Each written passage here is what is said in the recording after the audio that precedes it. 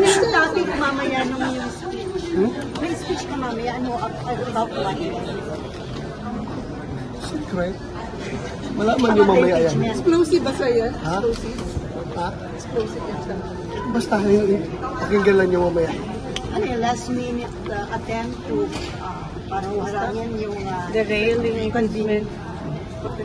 Basta, mamaya, pakinggan nyo mamaya. Pero sir, nakapailan Malaman kayo na nyo. resolution niya? Ha? Yung resolution, sir. Draft nga yun eh. Hindi niya Ha? napapayag.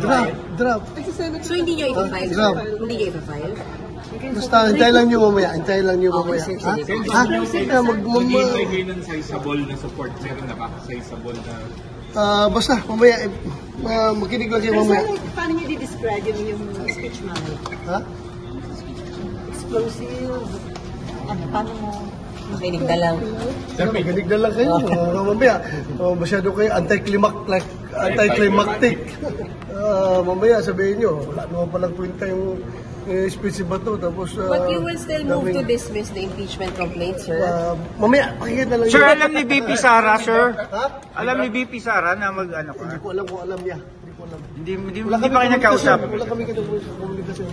Anis o. So walang team na plano yan, Sen, para ma-into na yung impeachment? Wala, basta magpala kayo mamaya. Makinig lang kayo.